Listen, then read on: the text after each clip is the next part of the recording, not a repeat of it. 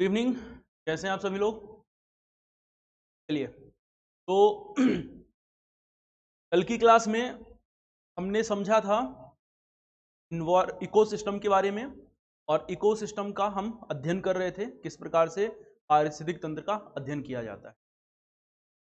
पारिस्थितिक तंत्र का अध्ययन करने के क्रम में हमने देखा था स्थलीय और जलीय पारिस्थितिक तंत्र, और स्थलीय और जलीय पारिस्थितिक तंत्र को समझते हुए हम आगे बढ़े थे, और फिर हम लोग पहुंचे थे कहां पर? जो जलीय पारिस्थितिक तंत्र है, जलीय पारिस्थितिक तंत्र को प्रभावित करने वाले कारकों को हमने डिटेल में समझा था। और वहां पर तापमान, सूर्य प्रकाश की पहुंच, लवणता, जल की लवणता, जल में उपस्थित ऑक्सीजन की मात्रा और पोषक तत्वों की उपस्थिति, सारे फैक्टर्स के बारे में हमने देख लिया था क्या क्या इंपॉर्टेंस होता है।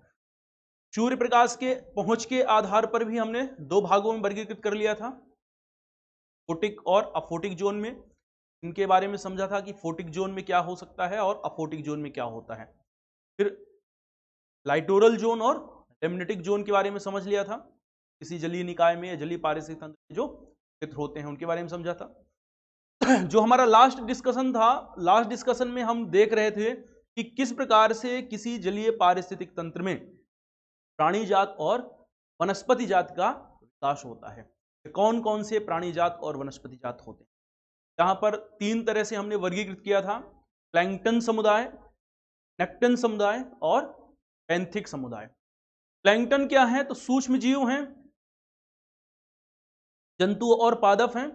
दूसरी तरफ से क्या थे? दो तरह से बटे हुए थे प्लैंकटन्स, जू प्लैंकटन्स और फाइटोप्लैंकटन्स में। फाइटोप्लैंकटन्स पादप थे और जू प्लैंकटन सूक्ष्म जंतु हैं, धारा के विपरीत नहीं तैर सकते, धारा के साथ बहते हुए कहीं भी चले जाते हैं। नेक्टन स्वतंत्र तैराक थे, बड़े जंतु हैं, हम कह सकते हैं जलीय निकाय के, जलीय पारिस्थितिक तंत्र के। और तीसरी तरफ थे बेंथिक समुदाय के लोग। बेंथिक समुदाय के सदस्य कैसे हैं? सागर के तल पर रहने वाले जीव, सागर के तल के समीप या जलीय पारिस्थितिक तंत्र में तल में रहने वाले जीव वनस्पति होते हैं, उन्हें हमने कहा था बेंथिक समुदाय के सदस्य। ठीक, अब हम लोग बात करते हैं जो जलीय पारिस्थितिक तंत्र है, इस जलीय पारिस्थितिक तंत्र में सागरीय पारिस्थितिक तंत्र के बारे में। तो सागरीय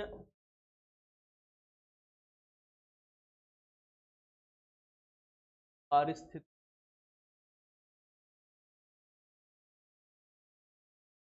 और जो ये सागरीय पारिस्थितिक तंत्र है, मरीन इकोसिस्टम है, इस मरीन इकोसिस्टम में हमें पढ़ना है कोरल्स के बारे में, प्रवाल के बारे में। तो हमारा जो टॉपिक है यहां पर ये क्या है?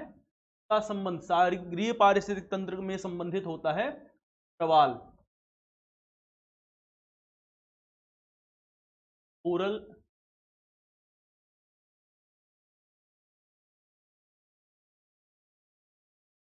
काफी इंपॉर्टेंट है, प्रीलिम्स के पॉइंट ऑफ व्यू से प्रश्न पूछ लेता है यहां से, समझना।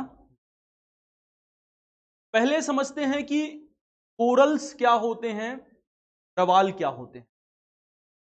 तो दो तरह के सदस्य हैं, एक होता है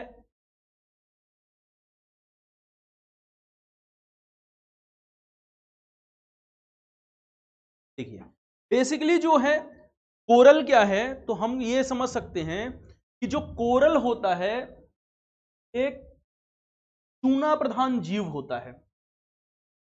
क्या है? तो आप कह सकते हैं कोरल होता है एक चूना प्रधान जीव जो अपने चारों ओर चूना पत्थर से निर्मित संरचना का विकास करता है। तो कोरल क्या है? एक चूना प्रधान जीव है जो अपने चारों ओर किससे निर्मित? तो आप कह सकते हैं चूना पत्थर चट्टान से निर्मित संरचना का निर्माण करता है। अब जो ये जीव है इसे कहा जाता है, ये है कोरल पॉलिप।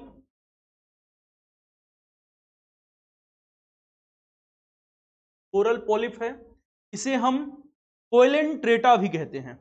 तो कोरल पॉलिप है और इसका नाम है कोइलेंट्रेटा। ठीक है, तो देखिए जो कोरल पॉलिप है, कोरल पॉलिप एक समुद्री जीव है जो कि चूना प्रधान समुद्री जीव है। तो हम इसके बारे में क्या कह रहे हैं, कोरल पॉलिप के बारे में, कोइलेंट्रेटा है। कोइलेंट्रेटा क्या है, तो आप कह सकते हैं ये है समुद्री जीव है। और क्या करता है ये, हम कह रहे हैं कि ये चूना प्रधान है, यानी कि चारों ओर चूना पत्थर चट्टान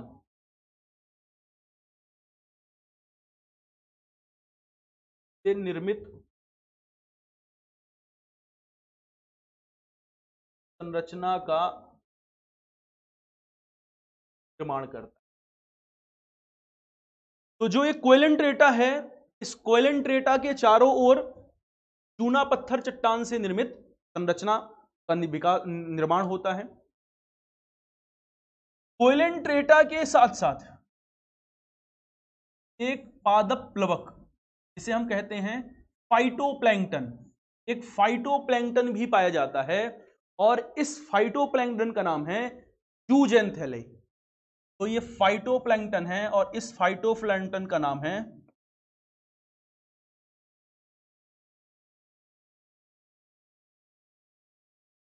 ज़ूज़ैंथेले।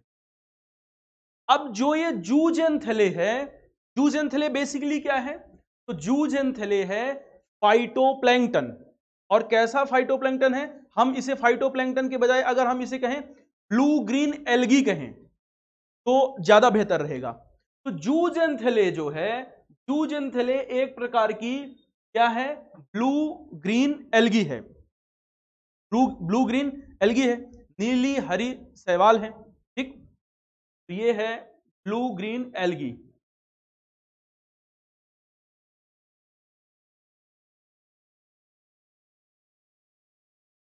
ब्लू ग्रीन एल्गी है, नीली हरी शैवाल है। तो महासागर में या महासागरी सागर में अथवा खाड़ी प्रदेशों में या छिछले जलीय भागों में हम कह सकते हैं कौन, ज़ूज़ैंथेले। और जो ये कोरल पॉलिप है जिसे हमने कहा है कोइलेंट्रेटा, ये सहजीवी संबंध के रूप में रहते हैं। तो ज़ूज़ैंथेले कौन कौन है, हम कह रहे हैं ये जो ज़ूज़ैंथेले है और ये कोइलेंट्रेटा है, ये दोनों कैसे रह रहे हैं, तो आप कह सकते हैं ये दोनों सहजीवी संबंध, सिम्बायोटिक रिलेशन, सहजीवी संबंध के रूप में रहते हैं, सिम्बायोटिक रिलेशन के रूप में रहते हैं। अब आप ये अच्छे से जानते हैं कि सहजीवी संबंध क्या होता है। तो हम कह सकते हैं कि सहजीवी संबंध एक प्रकार का ऐसा संबंध है जिसमें जीव, मैं साइड में हो जाता हूं ताकि आप लोगों को दिखता भी रहे। सिम्बायोटिक रिलेशन, सहजीवी संबंध एक ऐसा संबंध होता है जिसमें जीव एक साथ रहते हैं और अपने पोषण और आवास को साझा करते हैं। हम इस बात को समझ चुके हैं। तो जीव दो एक साथ रह रहे हैं और अपने पोषण और आवास को साझा करते हैं। अब इस लाइन को समझते हैं। तो देखिए, अगर आपसे पूछा जाए कि इन दोनों सदस्यों में भोजन निर्माण का कार्य कौन करेगा, तो आप कहेंगे सर भोजन निर्माण का कार्य तो ज़ूज़ैंथेले करेगा, क्योंकि ज़ूज़ैंथेले है ब्लू ग्रीन एल्गी और ब्लू ग्रीन एल्गी है इसलिए ये फोटोसिंथेसिस करेगा, प्रकाश संश्लेषण की क्रिया करेगा। तो ब्लू ग्रीन एल्गी क्या करेगा, आप कहेंगे ये करेगा प्रकाश संश्लेषण, प्रकाश संश्लेषण करेगा, फोटोसिंथेसिस करेगा, और प्रकाश संश्लेषण करेगा तो भोजन निर्माण करेगा। प्रकाश संश्लेषण करके ये बनाता है भोजन, ठीक। ज़ूज़ैंथेले प्रकाश संश्लेषण करता है और प्रकाश संश्लेषण करके भोजन बनाता है, और इसके द्वारा बनाया गए भोजन का इस्तेमाल कोइलेंट्रेटा करता है। कोइलेंट्रेटा क्या है, हम कोइलेंट्रेटा को पहले ही कह दिए हैं, ये है सी एनिमल, सी एनिमल है ना, समुद्री जीव है। अब कोइलेंट्रेटा बदले में क्या करता है, तो कोइलेंट्रेटा बदले में इस जीव ज़ूज़ैंथेले को आवास प्रदान करता है और सुरक्षा प्रदान करता है। तो कोएलेंट्रेटा भी दो कार्य कर रहा है। कोएलेंट्रेटा क्या कर रहा है? तो कोएलेंट्रेटा दे रहा है इस जूजेंथेले को आवास और क्या दे रहा है? सुरक्षा। महासागर में अथवा सागरीय पारिस्थितिक तंत्र में जूजेंथेले जो कि पादप प्लवक है, और दूसरी तरफ कौन? कोएलेंट्रेटा जो कि जंतु समुदाय का सदस्य है। दोनों एक दूसरे के साथ सहजीवी संबंध के रूप में रहते हैं और इस प्रकार से कोरल्स का विकास होता रहता है। तो कोरल्स धीरे धीरे धीरे धीरे धीरे धीरे कोरल्स का क्या है? विकास होता रहता है। और हमने ये समझा है अभी कि जो जूजेंथेले है, दरअसल जूजेंथेले क्या है? चूना प्रधान जीव है, यानी अपने चारों तरफ चूना पत्थर चट्टान से निर्मित संरचना का विकास करता है। तो देखिए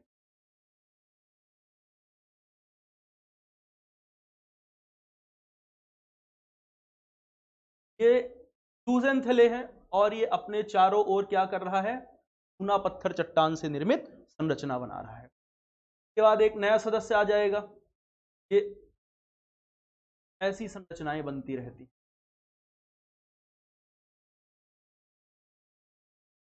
जब ये सदस्य मृत्यु होगी, यहां पर एक नया सदस्य आ जाता है। पुनः जब ये सदस्य की मृत्यु हो जाती है तो एक नया सदस्य आ जाएगा, अपने चारों ओर चूना पत्थर बना देगा। ऐसे इनका विकास होता है। तो आप देख सकते हैं कि इस तरह से हम देखें तो महासागर में प्रवाल के द्वारा यानी कोरल्स के द्वारा एक दीवार नुमा संरचना का विकास हो जाता है। इस दीवार नुमा संरचना का जो विकास हो रहा है इसे कहा जाता है प्रवाल भित्ति, अथवा कहते हैं इसे कोरल रीफ। तो इसे हम कहते हैं कोरल रीफ अथवा प्रवाल भित्ति। तो प्रवाल भित्ति क्या है? आप कह सकते हैं कोरल्स के द्वारा बनाई गई चूना पत्थर चट्टान से निर्मित संरचना है। तो प्रवाल भित्ति क्या है? प्रवाल भित्ति है चूना पत्थर चट्टान, चूना पत्थर चट्टान से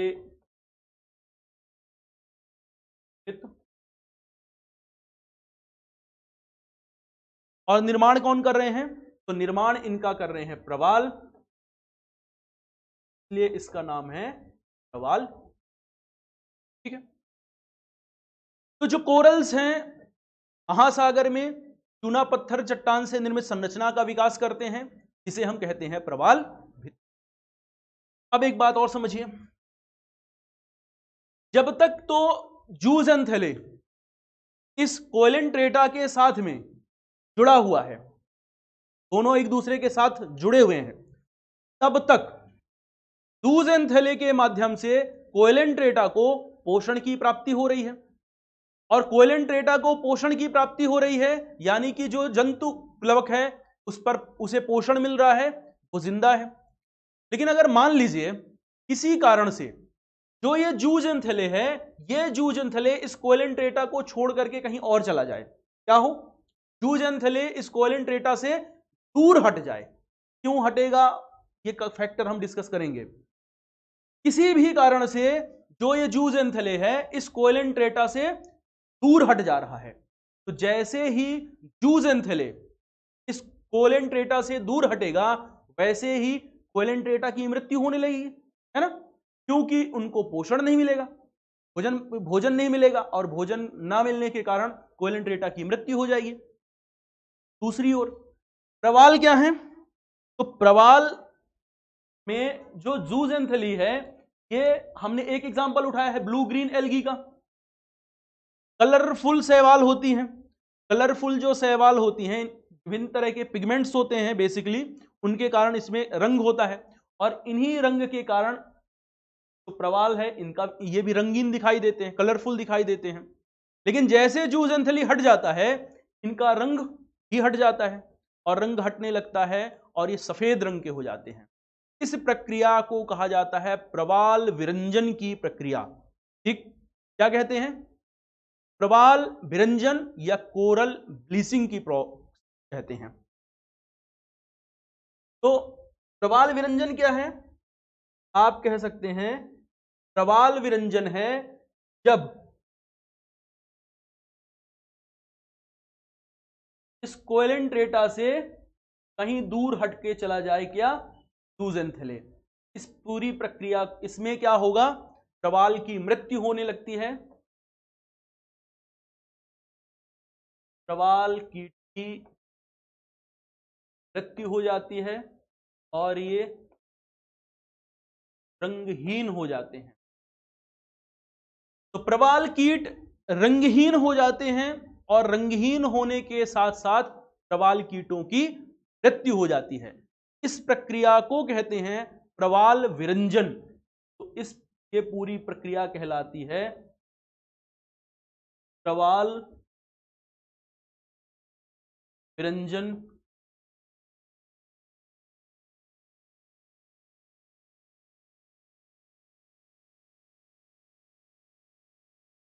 कोरल ब्लीचिंग।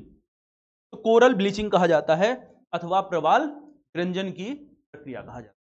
ठीक, तो कोरल्स के बारे में हमने समझ लिया है। अब हम ये देखते हैं कि कोरल्स के विकास के लिए, कोरल्स के विकास के लिए कौन कौन से कारक हैं जो आवश्यक हैं। किन फैक्टर्स के कारण किसी भी महासागर में अथवा सागरीय बायोम में, पारिस्थितिक तंत्र में कोरल्स का क्या है? विकास होता है।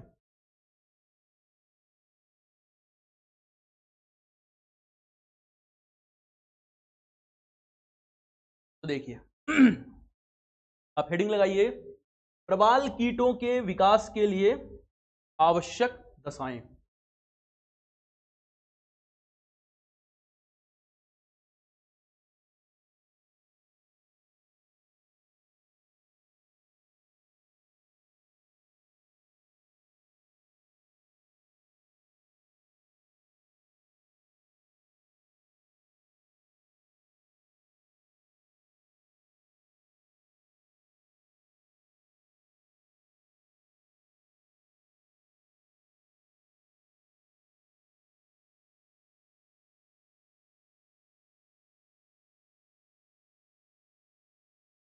प्रवाल कीटों के विकास के लिए आवश्यक दशाएं।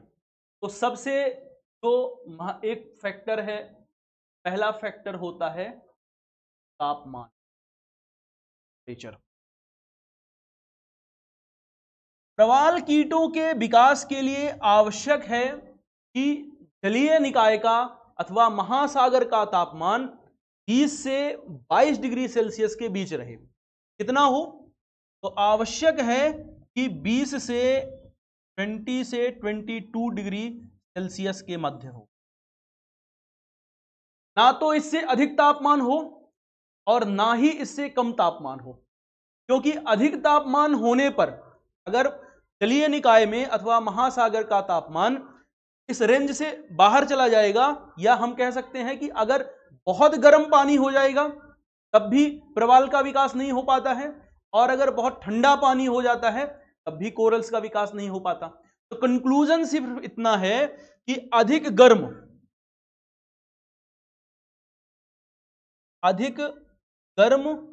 अथवा अधिक ठंडा पानी में कोरल का विकास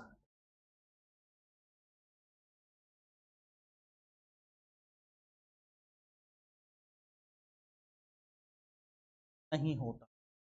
ठीक है। दूसरा होता है महासागर की लवणता। तो तापमान तो हमने समझ लिया कि तापमान यानी कि पानी ना तो बहुत गर्म होना चाहिए ना तो बहुत ठंडा होना चाहिए, ऐसे क्षेत्रों में कोरल्स का विकास होगा। दूसरा है जल की लवणता।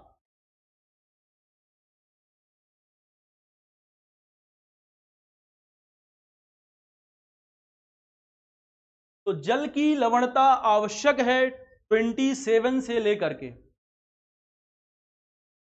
30 ग्राम प्रति 1000 ग्राम। 30 से 31 या 27 से 31 के आसपास होना चाहिए।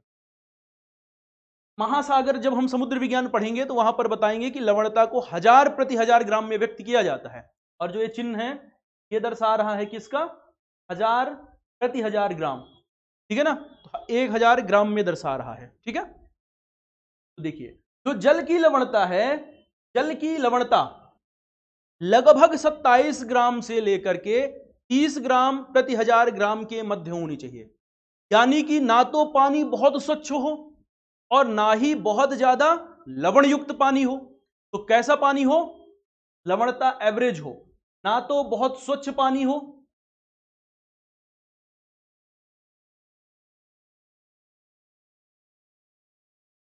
और ना ही क्या हो,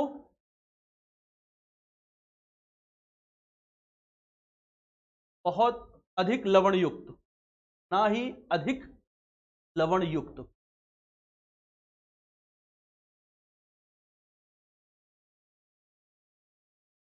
ठीक है, तो ज्यादा स्वच्छ पानी होता है तब भी कोरल्स नहीं विकास कर पाते हैं, क्योंकि हम ये पढ़ चुके हैं कि कोरल्स जो हैं टूना प्रधान जीव हैं, तो इनको क्या चाहिए, लवण चाहिए। लेकिन अगर पानी बहुत ज्यादा खारा हो जाएगा तब भी कोरल्स मृत्यु कर जाती है, क्योंकि अधिक लवण होने पर क्या है, तो इनके मुख में लवणों की मात्रा जमा हो जाती है, कोरल ब्लॉगिंग होने लगती है, और ब्लॉगिंग होने के कारण कोरल्स की मृत्यु होने लग जाती है। तो अगर बहुत अधिक लवण की मात्रा बढ़ जाएगी तब भी कोरल्स की मृत्यु हो जाएगी।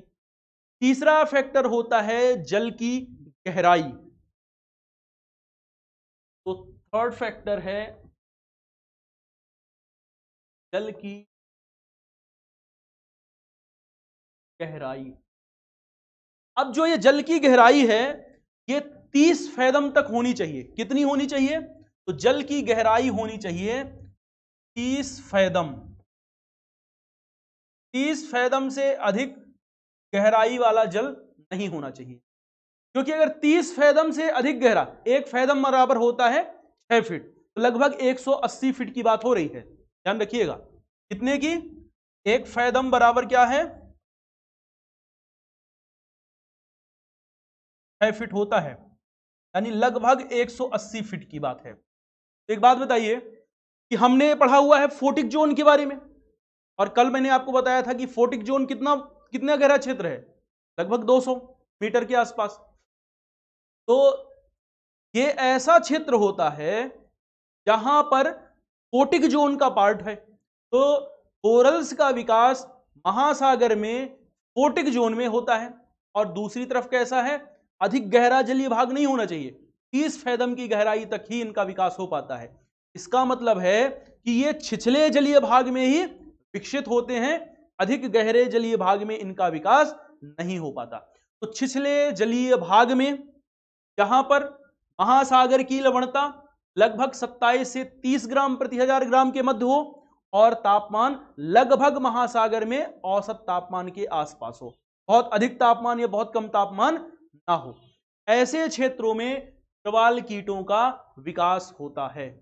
लेकिन इसके लिए आवश्यक है जल की स्वच्छता, यानी कि हम क्या कह सकते हैं,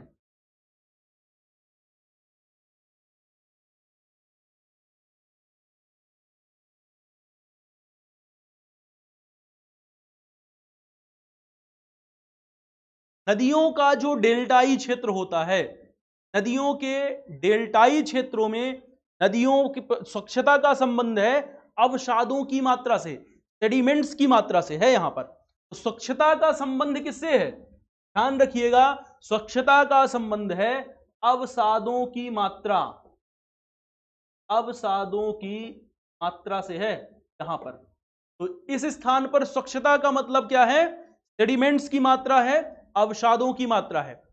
तो अगर मान लीजिए किसी क्षेत्र में अवसादों की मात्रा बहुत अधिक हो जाती है, किसी क्षेत्र में अवसादों की मात्रा बहुत अधिक बढ़ जाती है, तो ऐसे जगहों पर कोरल के मुंह में सेडिमेंट्स जाकर के फंस जाते हैं, और मुख में सेडिमेंट्स के फंसने से इनकी मृत्यु होने लगती है। इस प्रोसेस को कोरल ब्लॉगिंग कहते हैं। क्या कहते हैं, कोरल ब्लॉगिंग कहते हैं। तो कोरल ब्लॉगिंग के कारण अवसादों की मात्रा अगर क्या होती है, बढ़ती है, अवसादों की मात्रा बढ़ने से कोरल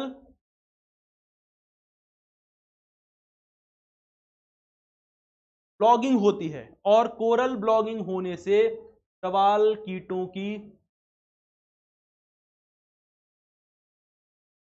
मृत्यु हो जाती है।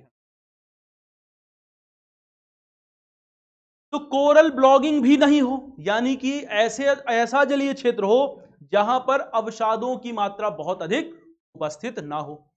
तो अगर मैं आपसे पूछूं कि नदियों का डेल्टाई प्रदेश है, नदियों का डेल्टाई क्षेत्र में, नदियों के डेल्टाई क्षेत्र में क्या कोरल्स का विकास हो सकता है? बताइए। तो आप कहेंगे कि नहीं, नदियों के डेल्टाई प्रदेश में कोरल्स का विकास नहीं हो पाएगा, क्योंकि नदियों के द्वारा अवसादों की मात्रा लाई जाती है, और अवसादों की मात्रा जब लाई जाएगी तो कोरल्स के मुख में अवसाद फंस जाएंगे, और अवसादों के फंसने के कारण कोरल ब्लॉगिंग हो जाएगी, और कोरल ब्लॉगिंग के कारण कोरल्स की मृत्यु हो जाएगी। ठीक। तो कोरल्स का विकास ऐसे ही क्षेत्रों में होता है जहां पर कैसा क्षेत्र हो, छिछला जलीय भाग हो, नदियों पर छिछला जलीय भाग हो, जल में बहुत अधिक अवसादों की मात्रा नहीं हो, लवणता औसत लवणता के पास हो, और लगभग तापमान भी औसत तापमान के आसपास हो। ऐसे क्षेत्रों में क्या है, तो आप कह सकते हैं ऐसे जलीय भागों में कोरल्स का विकास हो सकता है। ठीक। अब देखिए, जो कोरल्स का जो ये विकास होता है, तो कोरल्स का जो विकास है, कोरल्स के विकास के कारण कुछ संरचनाओं का निर्माण होता है।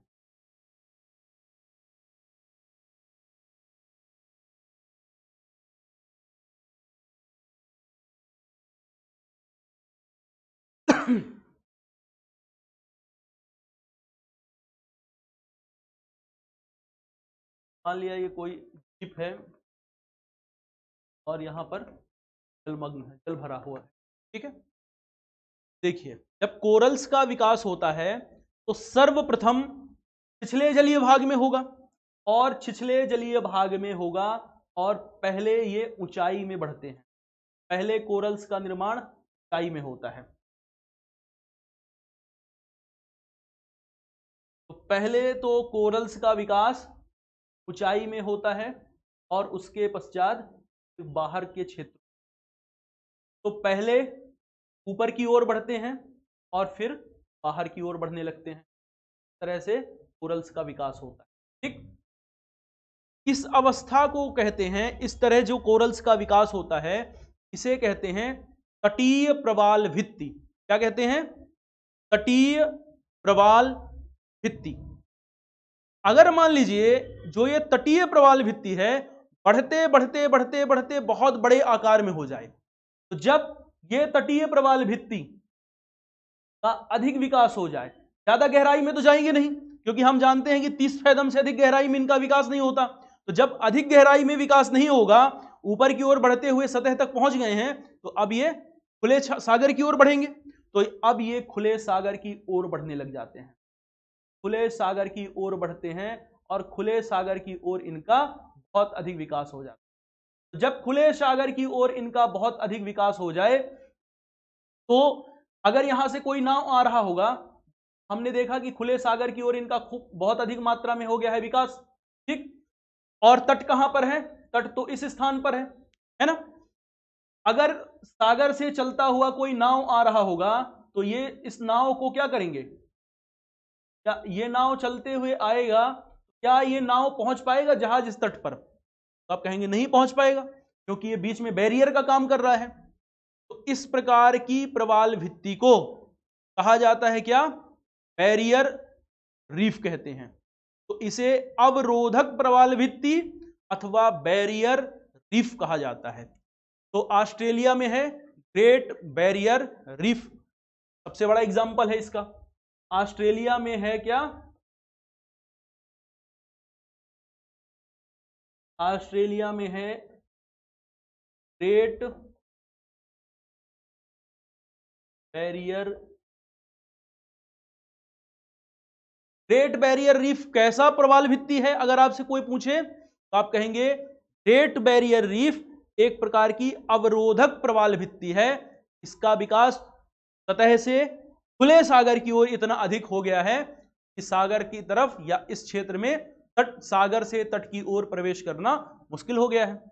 इसे कहा जाता है क्या, बैरियर रीफ कहते हैं। और सबसे बड़ा बैरियर रीफ कहां पर है, तो ऑस्ट्रेलिया के उत्तर पूर्वी तटीय क्षेत्र में है, ग्रेट बैरियर रीफ कहते हैं। ठीक, मान लीजिए कि कोई द्वीप है और किसी द्वीप में ये तटीय प्रवाल भित्ति इस तरह से विकसित हो रही हैं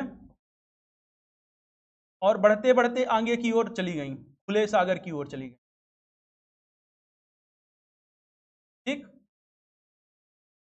द्वीप का धसाव हो गया अथवा जल स्तर बढ़ गया सागर का, तो जब द्वीप का धसाव हो जाएगा अथवा सागर का जल स्तर बढ़ जाएगा तो इस क्षेत्र में पानी भर जाएगा और पानी भरने के कारण इस स्थान पर एक क्या बन जाएगी, लैगून झील बन जाएगी। तो इस स्थान पर एक लैगून झील बन जाएगी, यहां एक झील बन जाती है और इस झील को कहा जाता है एटॉल, इसे कहते हैं एटॉल। तटीय क्षेत्रों में ऐसे कई एटॉल देखने को मिलते हैं। ठीक, इनका ध्यान रखना है अपने को। चलिए अगर भारत की बात किया जाए तो भारत में जो कोरल्स हैं या कोरल क्षेत्र हैं, प्रवाल भित्तियां पाई जाती हैं, तो भारत में 4 प्रमुख क्षेत्र हैं जहां पर प्रवाल भित्तियों का विकास हुआ है। 4 प्रमुख क्षेत्र हैं। तो पहला प्रमुख क्षेत्र है, ऐसा क्षेत्र कहां पर है, तो भारत में 4 प्रमुख क्षेत्र हैं और 4 में सबसे महत्वपूर्ण और सबसे बड़ा क्षेत्र है आपका अंडमान और निकोबार का क्षेत्र। अंडमान और निकोबार द्वीप समूह, अंडमान और निकोबार द्वीप समूह। दूसरा क्षेत्र है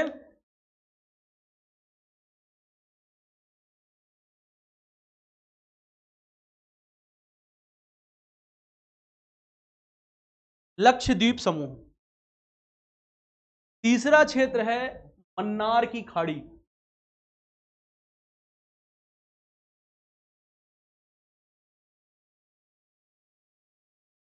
और चौथा क्षेत्र है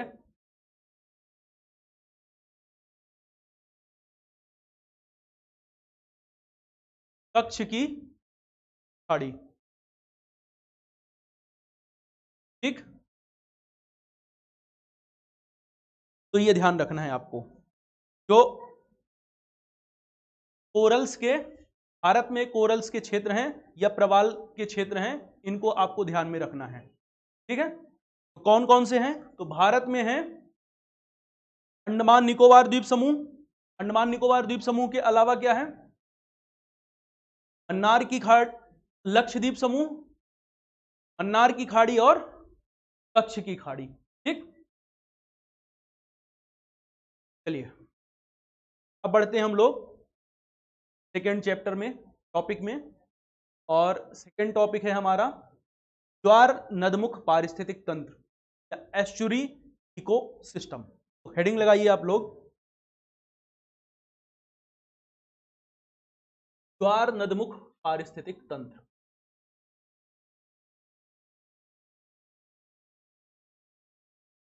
ज्वार नदमुख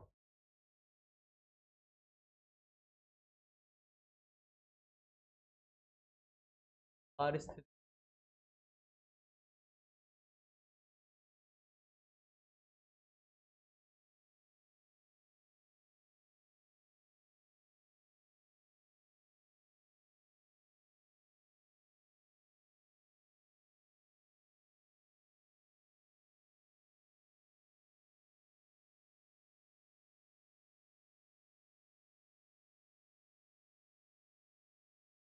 चलिए तो बात करते हैं हम लोग ज्वार नदमुख पारिस्थितिक तंत्र की अथवा एस्चुरी पारिस्थितिक तंत्र की, क्या होते हैं।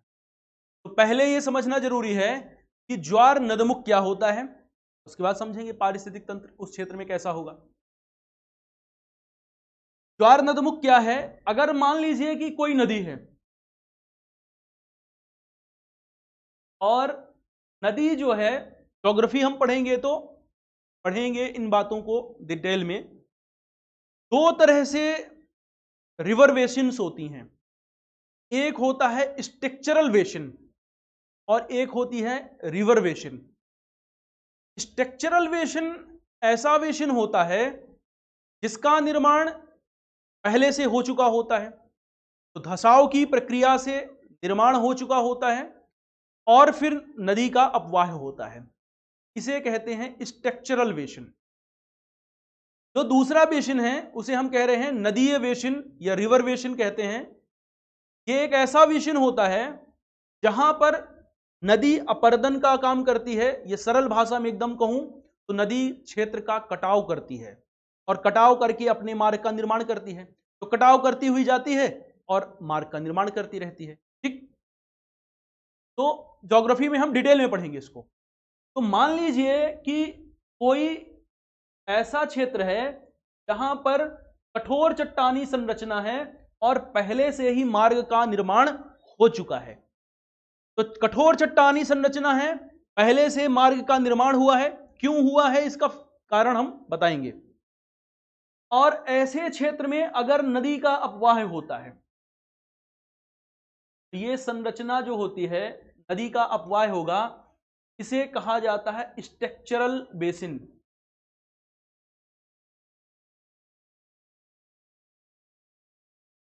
और क्या है ये? यहां पर है कठोर चट्टानी संरचना। दो बातें हैं, कठोर चट्टानी संरचना। ठीक तो कठोर चट्टानी संरचना से कोई नदी बह रही है और नदी बहने से पहले या नदी के अपवाह से पहले ही रास्ता बन चुका था, तो क्या नदी क्षेत्र का कटाव करेगी? आप कहेंगे कि कम मात्रा में करेगी, अधिक मात्रा में तो नहीं करेगी। जब अधिक मात्रा में नहीं करेगी, इसका मतलब है कि नदी के पास अवसादों की मात्रा कम होगी, सेडिमेंट्स कम होंगे और अवसादों की मात्रा कम होगी, इसलिए नदी जाएगी और सागरीय क्षेत्र में क्या होगा? मिल जाएगी। यही ना होगा, नदी गई सागर वागर में, जो सागरीय क्षेत्र है इस सागर से जाकर के मिल गई, तो नदी का अपवाह हुआ और जाकर के सागर से अथवा खाड़ी से अथवा महासागर से मिल गई। तो नदी जाकर के किसी से, सागर से अथवा खाड़ी से अथवा महासागर से मिल जाती है।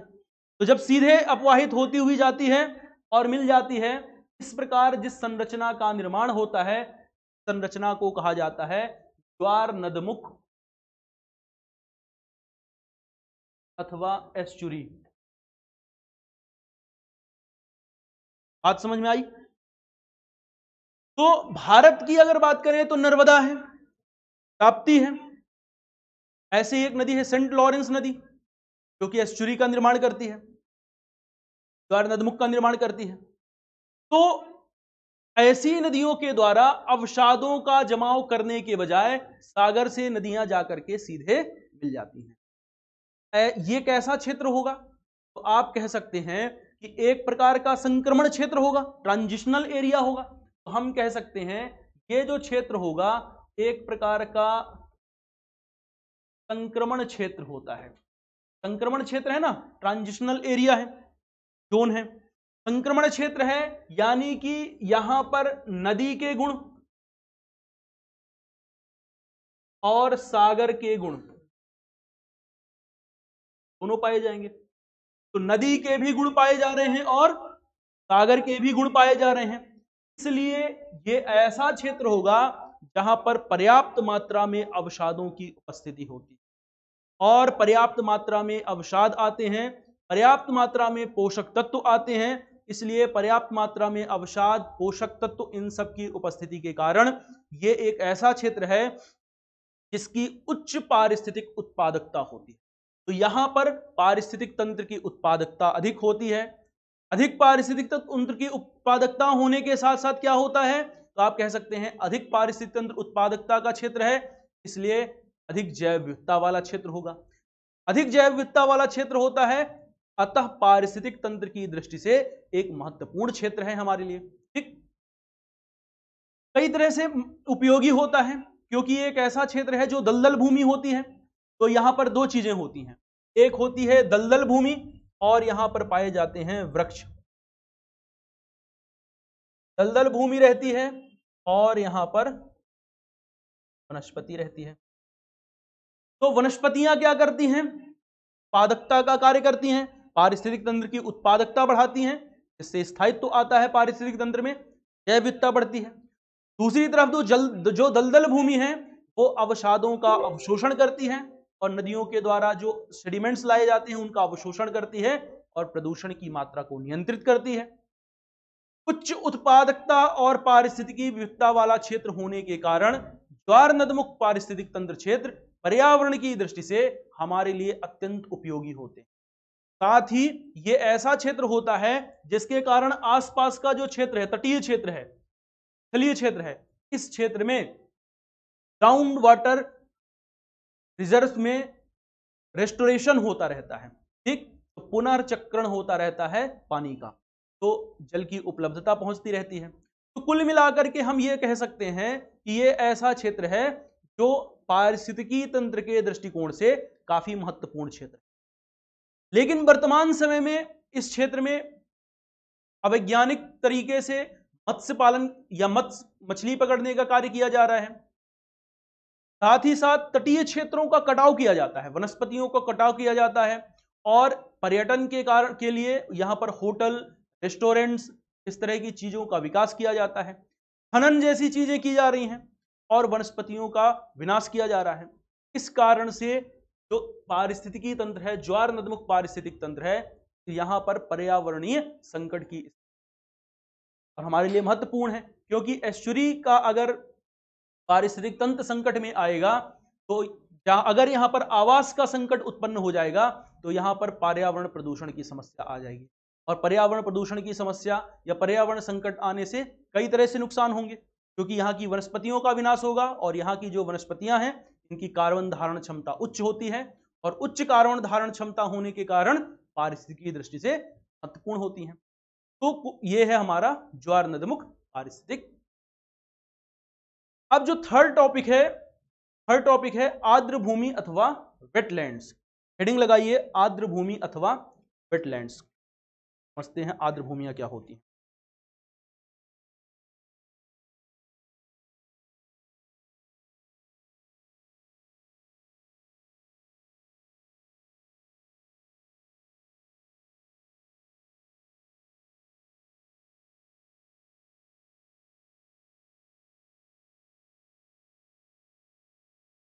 आर्द्र भूमि,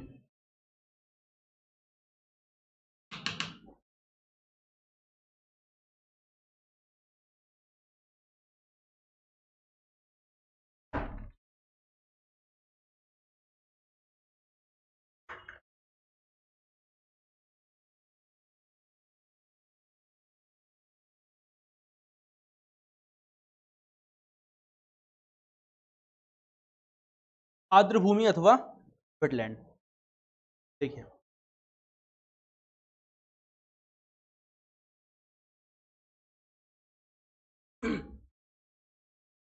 आर्द्र भूमि को अगर सामान्य रूप से समझा जाए तो सामान्य रूप से हम ऐसा कह सकते हैं कि एक ऐसा क्षेत्र है जो कि जल भराव वाला क्षेत्र है। जल भराव का मतलब क्या है? जहां पर पानी आता है, पानी ठहरता हो, ठीक है, और जल धारण क्षमता होती है। पानी, ये ऐसा क्षेत्र है जहां पानी आएगा, पानी ठहरेगा, तो इस क्षेत्र की जल धारण क्षमता होती है, जल भराव वाला एक क्षेत्र होता है। लेकिन आर्द्र भूमि के लिए सबसे व्यवस्थित तरीके से किसी ने परिभाषित किया, तो परिभाषा दी थी रामसर कन्वेंशन ने। आगे इसके बारे में समझेंगे। तो रामसर कन्वेंशन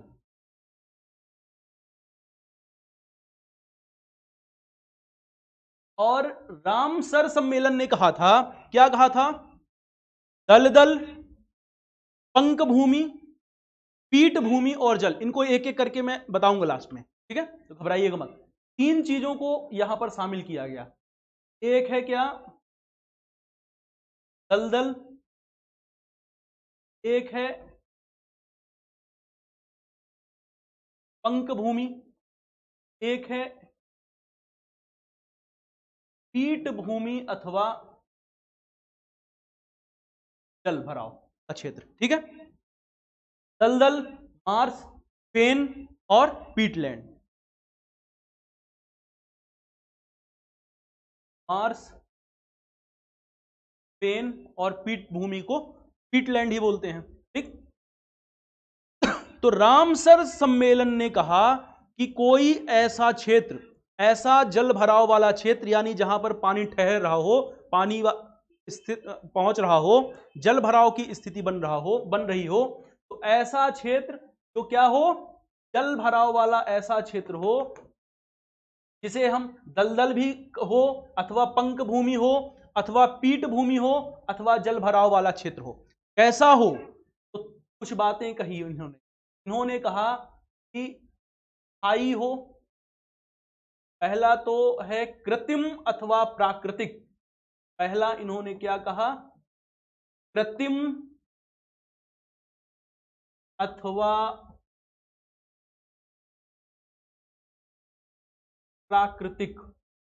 इसका मतलब क्या है, तो चाहे प्राकृतिक तरीके से बना हुआ हो अथवा कृत्रिम तरीके से इसको बनाया गया हो, ठीक है ना, दो बातें हैं, चाहे प्राकृतिक तरीके से बनाया गया हो, बना हुआ हो, अथवा ये कृत्रिम तरीके से बनाया गया हो, कुछ भी हो सकता है। होना चाहिए क्या, जल भराव का क्षेत्र होना चाहिए, दलदल भूमि हो सकती है, पंक भूमि हो सकती है, पीठ भूमि हो सकती है, जल भराव वाला क्षेत्र हो सकता है। कैसे, तो चाहे ये प्राकृतिक तरीके से बना हो अथवा कृत्रिम तरीके से बनाया गया हो, पहली बात। दूसरी बात क्या है, या तो स्थायी हो यानी कि जल भराव की स्थिति स्थायी रूप से हो, अथवा अस्थायी भी हो, यानी कुछ समय के लिए बनती है ऐसी जल भराव की स्थिति, बाकी समय के लिए पानी सूख भी जाता है और क्षेत्र कम हो जाता है। तो दो बातें फिर ध्यान रखना है, क्या, स्थायी अथवा अस्थायी। ठीक है, तो प्राकृतिक हो अथवा कृत्रिम हो, स्थायी हो अथवा अस्थायी हो। तीसरा क्या है, स्थिर हो अथवा गतिमान हो, स्थिर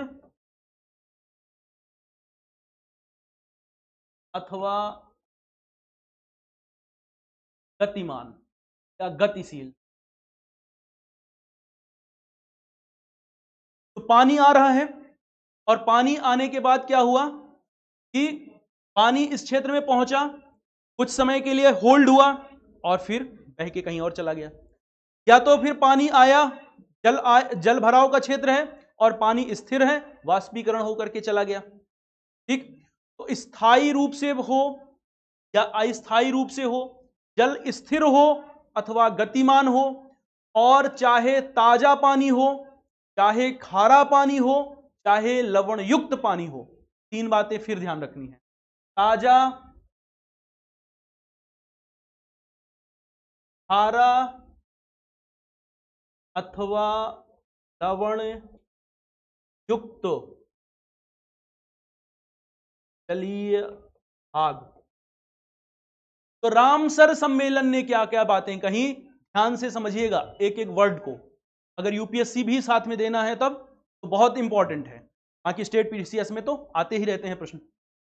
रामसर सम्मेलन ने आर्द्र भूमियों को परिभाषित किया, और रामसर सम्मेलन ने आर्द्र भूमि को परिभाषित करने के क्रम में क्या कहा, रामसर सम्मेलन ने कहा कोई भी जल भराव का क्षेत्र, चाहे वो दलदल हो, पंक भूमि हो, पीठ भूमि हो, अथवा जल भराव का क्षेत्र हो, कैसा हो, प्राकृतिक तरीके से बना हो अथवा कृत्रिम तरीके से बना हो, स्थायी रूप से हो अथवा अस्थायी रूप से हो। ठीक है, इसके बाद स्थिर पानी हो चाहे गतिमान पानी हो, स्वच्छ जल हो अथवा खारा पानी हो, यानी कि ताजा पानी हो यानी स्वच्छ पानी हो, खारा पानी हो, अथवा कैसा हो, लवण युक्त जलीय भाग हो। ऐसा छिछला जलीय भाग आर्द्र भूमि कहलाता है। ठीक, ये ध्यान रखना है आर्द्र भूमि के लिखित परिभाषा में के रूप में। ठीक, अब कुछ टाइमलाइन है, उन्हें अच्छे से ध्यान से समझ लीजिएगा, टाइमलाइन को समझना जरूरी है। देखिए, सबसे पहले 1971 ईस्वी है, ईस्वी लगा लीजिएगा आप लोग। ठीक है, तो 1971 की बात है। 1971 में कहां पर? तो ईरान के रामसर में 1971 में ईरान के रामसर में आर्द्र भूमियों के संरक्षण से संबंधित सम्मेलन हुआ। इस सम्मेलन को रामसर सम्मेलन कहा जाता है। तो ईरान के रामसर में सर्वप्रथम क्या हुआ? आप कह सकते हैं आर्द्र भूमि संरक्षण से संबंधित सम्मेलन। इसी सम्मेलन को रामसर सम्मेलन कहा गया। इसमें क्या बातें हुई आगे समझेंगे हम लोग, ठीक है। तो सबसे पहले 1971 में आर्द्र भूमियों के संरक्षण से संबंधित एक सम्मेलन हुआ। इस सम्मेलन को कहा गया क्या? रामसर सम्मेलन। आगे आने पर 1975 में, तो दूसरी जो डेट याद रखनी है हमें, इंपॉर्टेंट जो बात है वो क्या है? 1975। तो 1975 में ये सम्मेलन लागू हुआ, ठीक। तीसरी जो डेट हमें ध्यान रखनी है वो क्या है? 1982। 1982 में, 81 नहीं है, ये 82 है। 1982 में भारत इसमें शामिल हुआ।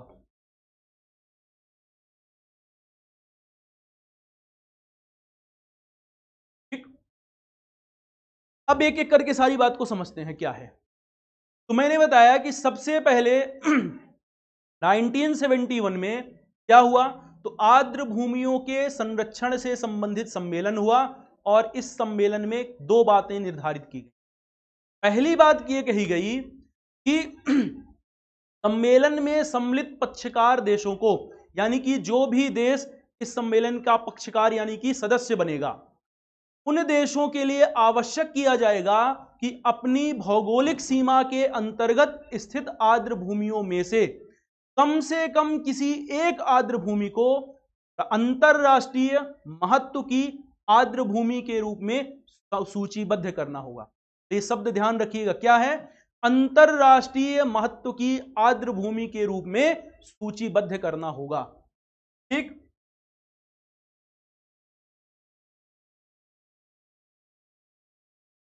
पहली जो बात कही गई इस बात में था क्या?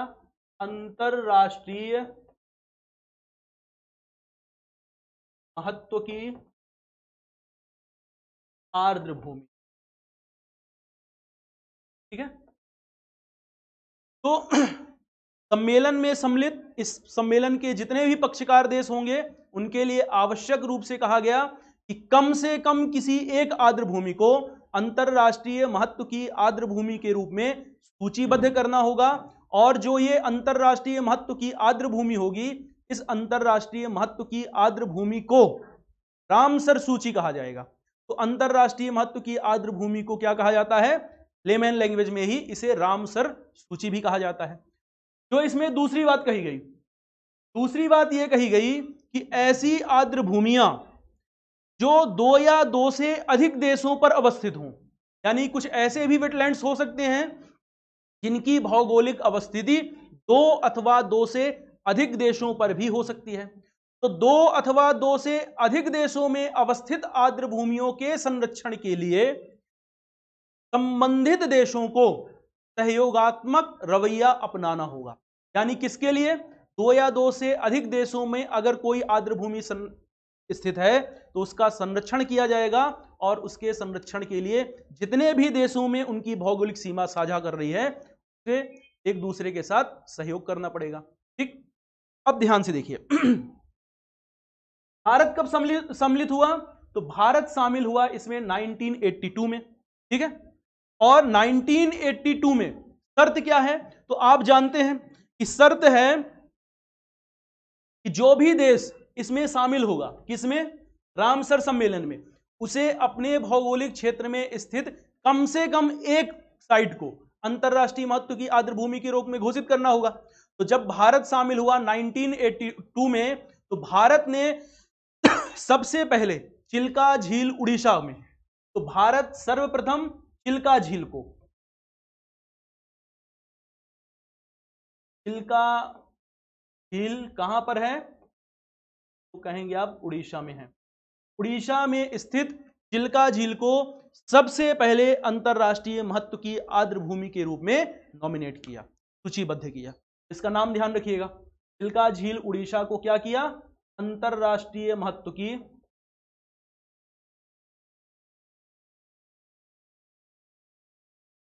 आर्द्र भूमि के रूप में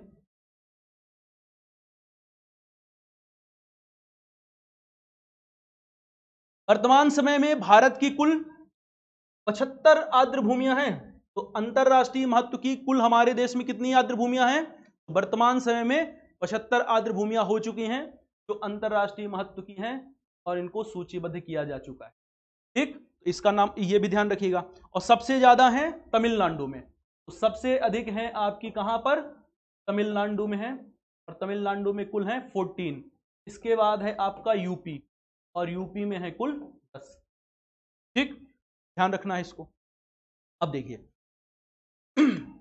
रामसर सम्मेलन हुआ था कब, तो 2 फरवरी 1971 को। तो जब रामसर सम्मेलन हुआ था, तो रामसर सम्मेलन जिस दिन हुआ था उसी दिन को क्या कर दिया गया, उसे अंतरराष्ट्रीय आर्द्र भूमि दिवस के रूप में मनाया जाता है। तो 2 फरवरी को प्रत्येक वर्ष क्या किया जा रहा है, तो आप कह सकते हैं 2 फरवरी को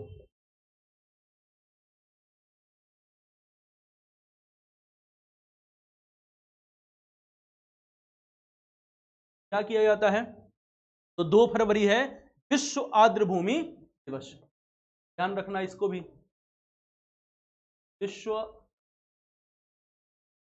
आर्द्र भूमि दिवस 2 फरवरी को विश्व आर्द्र भूमि दिवस के रूप में मनाया जाता है।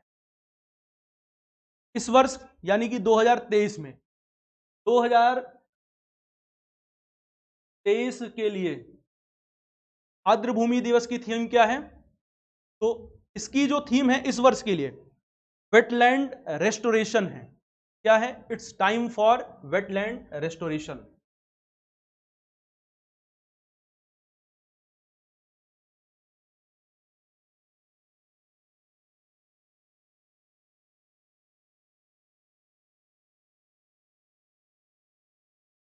टाइम फॉर वेटलैंड रेस्टोरेशन 2022 की क्या थी, तो 2022 में था wetland action for people and nature. तो इसको भी देख लीजिएगा एक बार, 2022 में क्या थी, wetland action for people and nature. ठीक है, तो ये तो हुई आर्द्र भूमि से संबंधित बातें। अच्छा, टोटल लिस्ट कितनी है, 75 जो आर्द्र भूमियां हैं, तो आपको स्टडी मटेरियल के रूप में प्रोवाइड करा दी जाएगी पीडीएफ, तो आप वहां से देख लीजिएगा। ठीक, अब आगे बात करते हैं, एक है मॉन्ट्रेक्स रिकॉर्ड के बारे में। तो मॉन्ट्रेक्स रिकॉर्ड क्या है इसको समझते हैं, आर्द्र भूमि से ही संबंधित है।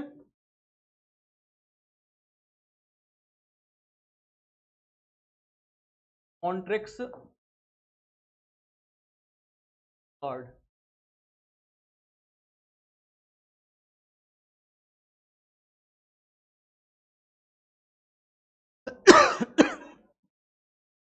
मॉन्ट्रेक्स रिकॉर्ड में क्या होता है, तो अंतरराष्ट्रीय महत्व की जो आर्द्र भूमियां हैं, तो जब भी अब ये शब्द आए अंतरराष्ट्रीय महत्व की आर्द्र भूमियां, का मतलब है कि वो आर्द्र भूमि रामसर सूची में शामिल होगी। तो अंतरराष्ट्रीय महत्व की जो आर्द्र भूमियां हैं, अर्थात रामसर सूची में सम्मिलित आर्द्र भूमियां, अगर इन आर्द्र भूमियों में मानवीय हस्तक्षेप के कारण पर्यावरण संकट की स्थिति यानी पर्यावरण प्रदूषण हुआ, और उस पर्यावरण प्रदूषण से पर्यावरण और यानी पारिस्थितिकी संकट की स्थिति उत्पन्न हो जाए, तब उस सूची को मॉन्ट्रेक्स रिकॉर्ड के हिस्से के रूप में सूचीबद्ध कर दिया जाता है। 3 बातें हैं जो ध्यान रखनी है। पहली बात, मॉन्ट्रेक्स रिकॉर्ड के लिए क्या ध्यान रखना है कि संबंधित जो साइट है वो अंतरराष्ट्रीय महत्व की आर्द्र भूमि के रूप में पहले से सूचीबद्ध की जा चुकी हो। तो पहली जो बात है वो है क्या, अंतरराष्ट्रीय महत्व की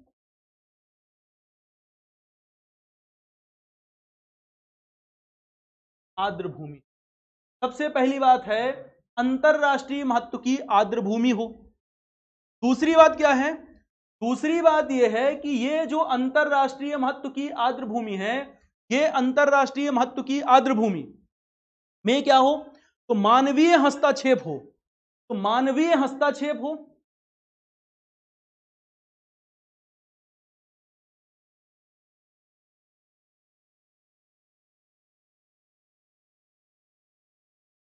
और मानवीय हस्तक्षेप से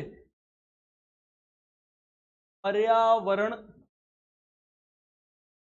प्रदूषण हो, और पर्यावरण प्रदूषण से पर्यावरण यानी पारिस्थितिक संकट उत्पन्न हो गया हो।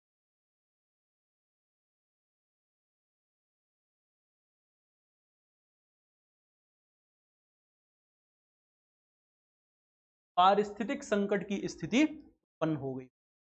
ऐसे क्षेत्र को जो रामसर कमेटी होती है, वो रामसर कमेटी क्या करेगी, तो ऐसे क्षेत्र को रामसर कमेटी के द्वारा मॉन्ट्रेक्स रिकॉर्ड में उस संबंधित क्षेत्र को सम्मिलित कर दिया जाएगा। ठीक। भारत में वर्ष 1990 में केवलादेव राष्ट्रीय उद्यान को मॉन्ट्रेक्स रिकॉर्ड में सूचीबद्ध कर दिया गया था।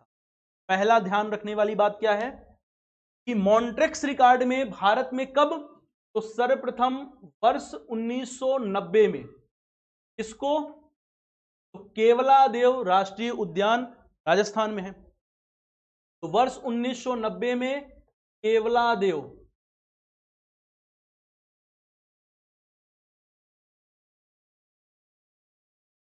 राष्ट्रीय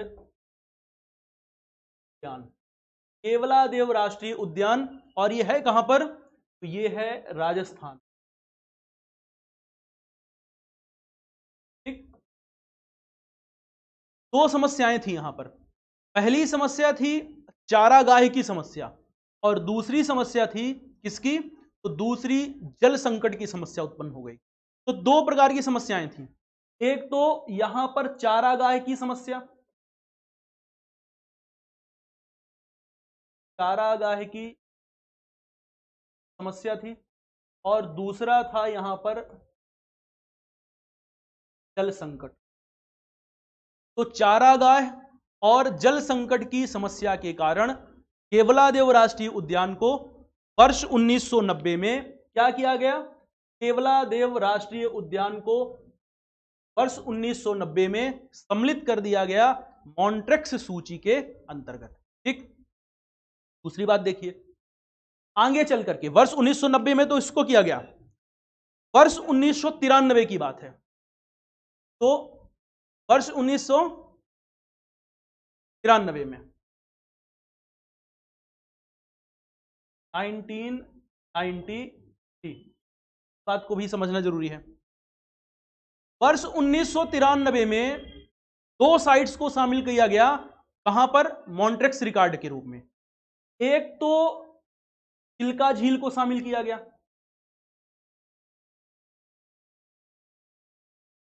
चिल्का झील, और आप जानते हैं कि चिल्का झील कहां पर है, उड़ीसा में है। और चिल्का झील को शामिल किया गया क्योंकि चिल्का झील में सिल्टेशन की समस्या थी, सिल्ट का जमा हो रहा था, गाद बहुत अधिक मात्रा में गाद जमा हो रही थी। तो यहां पर चिल्का झील में क्या था, गाद की समस्या, गाद की समस्या, सिल्टेशन से संबंधित समस्या थी। इसलिए चिल्का झील को किसके रूप में, मॉन्ट्रेक्स सूची के रूप में सूचीबद्ध कर दिया गया। कब, वर्ष 1993 में। वर्ष 1993 में ही भारत की एक और साइट है जिसका नाम है लोकटक झील। आगे इसको हम लोग पढ़ेंगे डिटेल में, लोकटक झील को। कौन सी साइट है, लोकटक झील।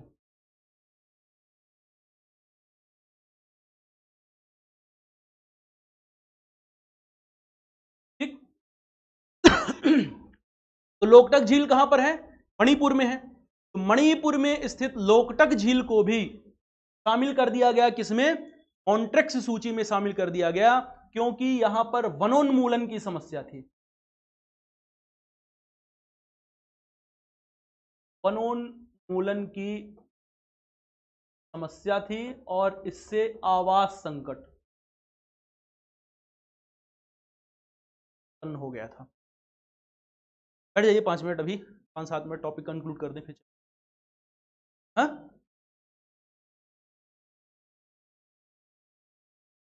अच्छा रुकिए 2-4 मिनट, 2 मिनट।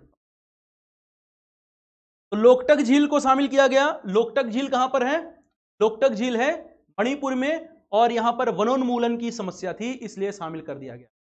अब ध्यान देने वाली बात यह है कि कुल 3 ऐसे साइट हैं, जिन 3 साइट्स को इसमें शामिल किया गया, लेकिन वर्ष 2002 की बात है। इस बात को अच्छे से समझ लीजिए आप लोग। क्या? तो वर्ष 2002 में जो ये चिल्का झील थी, इस चिल्का झील को वर्ष 2002 का ध्यान रखना है, जल्दी से बता देते हैं। वर्ष 2002 में इसे मॉन्ट्रेक्स सूची से बाहर कर दिया गया। मॉन्ट्रेक्स से बाहर किया गया। क्यों? तो आप कह सकते हैं इसे मॉन्ट्रेक्स सूची से इसलिए बाहर किया गया क्योंकि यहां पर सरकार ने कंजर्वेशन प्रोग्राम चलाए, और गवर्नमेंट के कंजर्वेशन जो प्रोग्राम चलाए जा रहे थे, उन कंजर्वेशन प्रोग्राम के कारण यह क्षेत्र पूरी तरह से सुरक्षित हो गया, और सुरक्षित होने के कारण इसे बाहर कर दिया गया। और वर्ष 2002 में ही किसे? तो चिल्का झील को रामसर पुरस्कार भी प्रदान किया गया। तो चिल्का झील को रामसर संरक्षण पुरस्कार भी प्रदान किया गया था वर्ष 2002 में। तो ध्यान ये रखना है कि मॉन्ट्रेक्स सूची में अभी तक भारत के केवल 2 ही साइट हैं जो मॉन्ट्रेक्स सूची का हिस्सा हैं। एक तो लोकटक झील और केवलादेव राष्ट्रीय उद्यान। गवर्नमेंट के द्वारा यहां भी संरक्षण के प्रयास किए जा रहे हैं, और जल्द ही यहां पर हो सकता है कि समाधान। ठीक, आज यहीं तक रखते हैं, कल टॉपिक को आगे बढ़ाएंगे। ठीक, थैंक यू।